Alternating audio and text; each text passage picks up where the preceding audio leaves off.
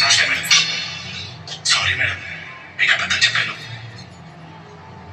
37 సంవత్సరాల life experience, crime లా చూసి 15 సంవత్సరాల పోలీస్ డ్యూటీ, ఎన్నింటిలో తట్టుకున్న ఆనెస్టీ.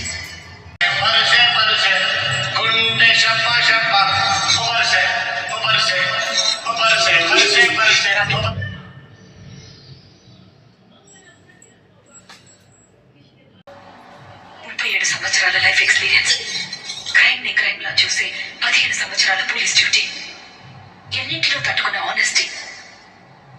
నేను చూసి మొత్తం తలకిందులైపోయా.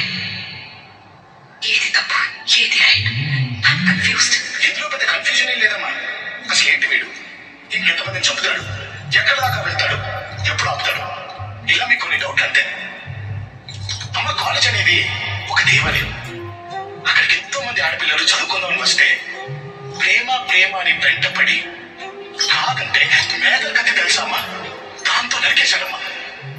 రక్తపు మడుగులో ఉన్న అమ్మాయిని ఈ చేతిలో పెట్టుకుని హాస్పిటల్కి వెళ్తూ ఉంటే చేతిలో హాల్ టికెట్ పట్టుకుని ఎగ్జామ్ రాసిన తర్వాత హాస్పిటల్కి వెళ్దామన్నయ్య అంటూ పాపమ్మ గిల్ల గిల్ల గిల్ల కుట్టుకొని చచ్చిపోయింది. అలా రాళ్ళతో కొట్టి చంపేయకుండా ఇక్కడ కూర్చోబెట్టి తున్నపోతున్నట్టు పెడుతున్నావు. వీడి మీద కనికరం చూపించమని బయట మన సోకారు మానవతావాదులు సొల్లు కారణమా. ఇంకేం చేయమ్మా, ఇంతకన్నా ఏం చేయను.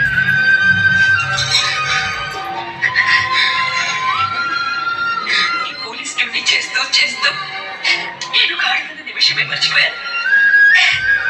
ఇప్పుడిప్పుడే